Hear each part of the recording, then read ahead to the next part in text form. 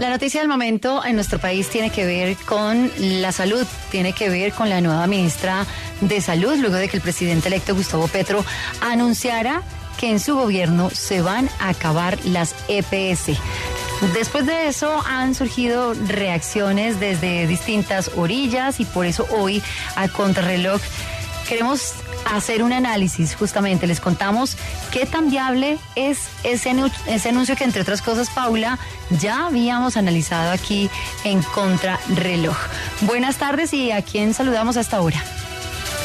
Rochi, muy buenas tardes. Pues sí, ese ha sido un anuncio pues que ya lo había hecho en varias ocasiones la nueva ministra de Salud, Carolina Corcho. Sin embargo, aunque hoy el presidente electo Gustavo Petro no lo dijo directamente, sí apoyó de alguna manera esta iniciativa de la ministra Corcho. Por eso, Rochi, hasta ahora queremos saludar al doctor Carlos Felipe Escobar, director del Instituto de Prospectiva e Innovación en Salud, quien siempre ha estado muy pendiente en todos los temas del sector. Doctor, gracias por estar con nosotros en la W Radio, y la primera pregunta es: ¿qué tan viable es que el sistema de salud se quede sin las EPS?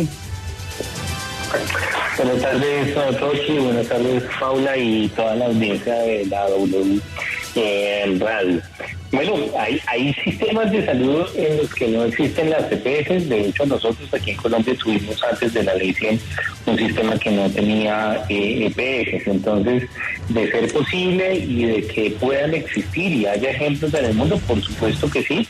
El asunto aquí importante para nosotros y para los colombianos y para los diferentes actores del sistema de salud es si esa transición y ese cambio se va a hacer, es cómo se hace para que tomemos todo lo bueno que tiene el actual sistema, y ojalá eso de bueno que tiene el sistema, que ha llegado a que el sistema de salud en Colombia tenga un desempeño superlativo en la región, en América Latina, en indicadores de resultado de salud, en acceso, en gasto de bolsillo, en la satisfacción de los usuarios, pues también lo pueda tener el modelo al que se quiere llevar en este proceso de transición.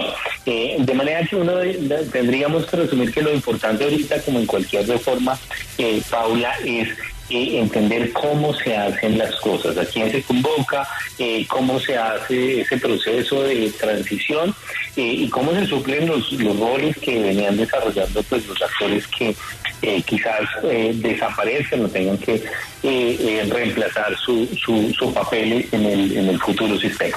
Antes de la siguiente pregunta, doctor, si está por altavoz, nos ayuda por favor quitándolo para escucharlo mejor, que hay mucha gente que nos escribe a esta hora Contrarreloj. Ahora sí, mucho mejor. Muy bien. Eso, mucho mejor. Listo. Doctor, hay quienes dicen hoy que si no habría sido mejor quizás pensar en reformar las EPS que tenemos hoy, teniendo en cuenta que, bueno, sí han venido desapareciendo en los últimos meses, ¿por qué no decirlo?, varias de esas EPS, pero hay quienes asumen que habría sido quizás mucho más fácil hacer una implementación diferente, teniendo lo que ya se tiene. Muchos se han visto beneficiados, así como muchos otros evidentemente no. ¿Qué punto de vista tiene usted desde el Instituto de Prospectiva? Definitivamente, de acuerdo, Rochi. Quizás uno de los elementos fundamentales, como siempre, es entender que ya pasó la campaña, y quizás en este momento es importante hacer un alto en el camino y reconocer y revisar con mucho detalle, no solo el gobierno, sino también los actores y la ciudadanía en general, cómo estaba funcionando y cómo viene funcionando el sistema de salud, y ponerlo en términos muy claros y muy concienzudos.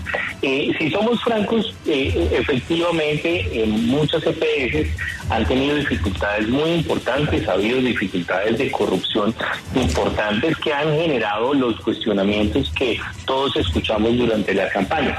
Sin embargo, generalizar esa apreciación y esa situación a todas las EPS del país realmente no hace honor a lo que ha sido la gestión de muchas de ellas. Quiero ponerle un ejemplo. Hoy nosotros tenemos en el país, gracias a lo que fue todo este desarrollo a partir de la ley 100 unos indicadores en temas muy claves para la salud de un pueblo, mortalidad materno-infantil, bueno, muchísimos de los indicadores de salud que han funcionado muy bien gracias a que muchas EPS han logrado realmente gestionar riesgo en conjunto con sus redes de prestadores de servicios y trabajar juntos por hacer que esos indicadores de salud mejoren y mejore la salud de los colombianos.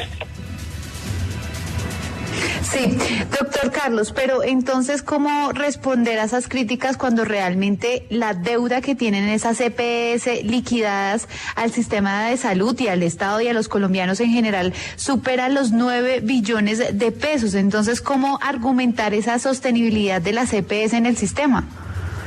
No, es claro, como se venía adelantando Rochi, que muchísimas de las EPS que vienen con serios problemas de sostenibilidad deben desaparecer, como ha venido ocurriendo en los años anteriores, y deben salir del sistema. Lo que estoy planteando es que no por eso se debe generalizar a que todas las EPS han sido focos de corrupción o que han hecho las cosas mal. Y más bien hay que mirar entre las que han funcionado bien, qué logros han tenido y si se quiere hacer un cambio, que hay que aprender de lo bueno que hicieron, ¿sí? Hoy tenemos un sistema en el que los colombianos somos los que menos gasto de bolsillo tenemos en el sistema de salud en toda Latinoamérica, y tenemos un gasto de bolsillo que incluso es menor que en muchos países de la OCDE. ¿Eso qué significa? Que el sistema algo tiene que estar haciendo relativamente bien para que no resolvamos que tenemos que sacar de nuestro bolsillo para pagar en un hospital privado o en una atención privada. Sí, doctor Carlos, pero digamos, ¿cuál podría ser?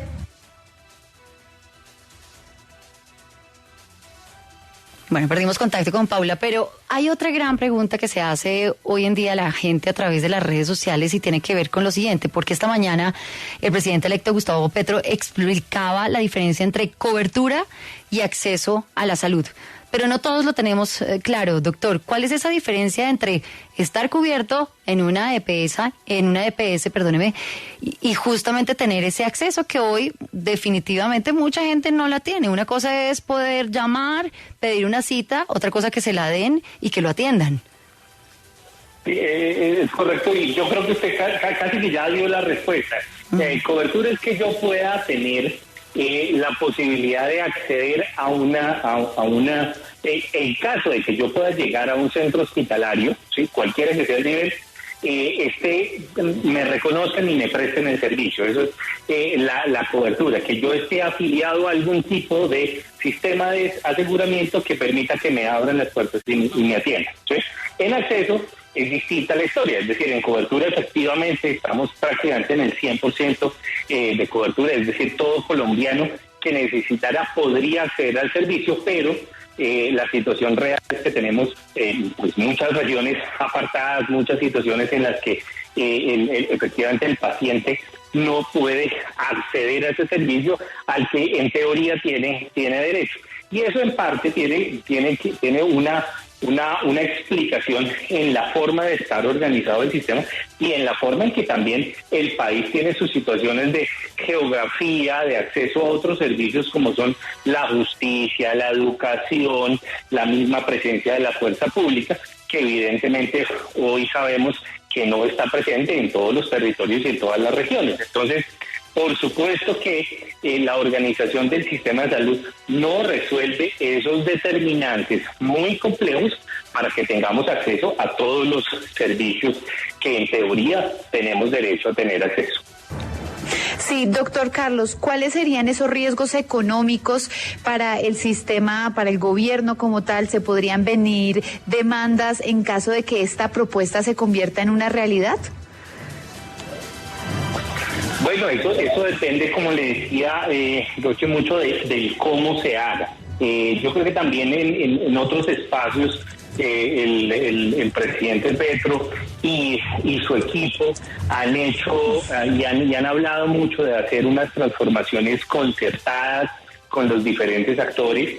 Y yo creo que si este es el espacio, las cosas pueden llegar a tener un curso que no sea traumático. Hoy es una realidad que muchos de los actores del sistema de salud tienen una preocupación legítima sobre cómo vaya a ser ese proceso de transición y de transformación del sistema, pero si se dan los espacios, porque creo que el sentir del sector salud es de colaborar y de formar parte, como lo fue todo el sector de salud en la atención a la pandemia, en el que tanto todo el país reconoció el trabajo conjunto de los actores del sistema de salud y logramos hacer las cosas bien en pro de los colombianos. En ese mismo sentido, ese mismo sector que ha sido reconocido y aplaudido en extenso, en particular en situaciones de crisis tan profundas como la que vivimos, pues con seguridad estará en disposición de trabajar en conjunto, reconocer los espacios donde no se hacen las cosas bien y reconocer y transferir las cosas buenas que se han hecho. Lo importante en estos procesos es que si se van a hacer cambios de rumbo, como se ha mencionado, ojalá no se pierdan conocimientos, buenas prácticas que pueden, por supuesto, adoptarse por los nuevos actores, ¿sí? O por los actores que existen reconfigurados y con otros roles, otras funciones, pero siempre pues con ese propósito de común. Hay un concepto en salud fundamental y es confianza. La confianza de los diferentes actores es un elemento fundamental y lo que todos queremos es que ojalá ese proceso de cambio y de transformación que se quiera hacer se genere en un ámbito de construir confianza entre los actores, y eso parte de pues poner a trabajar a los que han estado viviendo el sistema y durante todos estos años, y buscar que pues puedan tener ese espacio para que no se pierdan las prácticas que ya hacen del sistema colombiano un sistema sobresaliente en relación a los países de similar nivel. Que precisamente esa es una de las grandes críticas, como teniendo aún un sistema, digamos, entre comillas, sobresaliente, porque aún tenemos muchos problemas, porque dicen algunos analistas, no solamente en Colombia, sino en el mundo, después de esa entrevista hoy, ¿por qué no meterle más carne a lo que ya tenemos en lugar de restablecer, casi que tirar a la borda, dicen muchos, algo en lo que venimos trabajando más de 30 años. Ya veremos cómo se van resolviendo las cosas. Por lo pronto tenemos otro invitado, pero vamos a hacer una pequeña pausa, Paula, si le parece, y al doctor Carlos Felipe Escobar, y más adelante volvemos con este análisis que hacemos hoy, precisamente desde el sector salud, hablando de las EPS. Voy a contrarreloj. Continuamos con el análisis a esta hora contrarreloj, que tiene que ver con el presidente electo Gustavo Petro y su anuncio de que en su gobierno se acabarían las EPS. Como les decíamos, han surgido reacciones de lado y lado desde distintas orillas, y hoy les queremos analizar, les queremos contar exactamente qué tan viable es dicho anuncio. Como lo mencionaba el doctor Carlos Felipe Escobar, hay algunas cosas que evidentemente se podrían hacer, otras que no, pero habrá que esperar. Casi que esa sería la conclusión hoy, Paula. Pero ¿qué dicen desde la Organización para la Defensa del Paciente? Pues Rochi, justamente a esta hora saludamos al doctor Francisco Castellanos, que representa una de las organizaciones más importantes para el sistema de salud, pues que representa a los pacientes, a los usuarios colombianos. Doctor Castellanos, gracias por estar con nosotros en la W Radio. Y bueno, usted que representa ese gremio que es el que más sufre o es beneficiado de las EPS, cuéntenos si está de acuerdo con esta propuesta de la nueva ministra Carolina Corcho de acabar con las EPS. ¿Qué opina usted? Paula, Rochi, buenas tardes, gracias por la invitación. Un saludo muy cordial a la audiencia de la W. Lo primero que debemos expresar es que queremos emitir también una voz de tranquilidad a los usuarios del sistema de salud, a los pacientes. Lo que propone el gobierno de Gustavo Petro y la ministra hoy designada, Carolina Corcho, es hacer unos cambios estructurales en el sistema de salud, que seguramente limitarán las funciones de las EPS, pero las EPS no se van a acabar mañana. Este es un proceso de transición en donde la política pública se toma en el tiempo y será a mediano y a largo plazo que se hagan esos cambios estructurales. Entonces lo primero es emitir un parte de tranquilidad a los usuarios, porque muchos están muy preocupados porque están pensando el 8 de agosto no me van a atender las EPS. Lo segundo, y para contestar más concretamente a la pregunta, es que debemos recalcar que el dinero de la salud no es el dinero de las EPS, es el dinero que se colecta vía impuestos y que llega a la ADRES, a la Bolsa Común de la Salud, que administra el Ministerio de Salud, y es con ese dinero con el que se pagan los servicios de salud. Es decir, que las EPS, su función principal es ser intermediarias dentro del sistema de salud, intermediarias financieras, tomar este dinero para contratar a los hospitales y a las clínicas. La propuesta es pagarle a través de pagos directos o giros directos desde el Ministerio de Salud a las clínicas y a los hospitales para que tengan un mejor flujo de caja, puedan pagar a tiempo al personal de salud y por supuesto puedan atender mejor a los pacientes sin que hayan barreras de acceso como que no existe convenio con una EPS. Sí, pero entonces ahí, ¿cuál sería, según esa explicación que usted nos hace muy pertinente, doctor Castellanos, cuál sería el papel de las EPS? Ya no tendrían, ¿cuál sería la misión? Es importante señalar que algunas EPS, a través de la figura de la integración vertical, también son propietarias de clínicas y prestan servicios de salud. Entonces, como tiene una infraestructura, muy seguramente lo que puede ocurrir es que el gobierno nacional limite la administración de los recursos de las EPS y les contrate los servicios como prestadores a través de la infraestructura hospitalaria que tiene. Ok, correcto. Entonces, ¿usted cree que con esta propuesta de la doctora Carolina Corcho se beneficiarían los pacientes para evitar el tema de la intermediación y el gasto indiscriminado de recursos por parte de las EPS? Nosotros, tomando la voz de los pacientes, debemos visibilizar, y no es un secreto para el país, que a diario muchas personas fallecen esperando una autorización de una EPS o porque se le negaron o dilataron los servicios y las autorizaciones, porque se niegan medicamentos o porque las citas con especialistas están a 3 o 4 meses.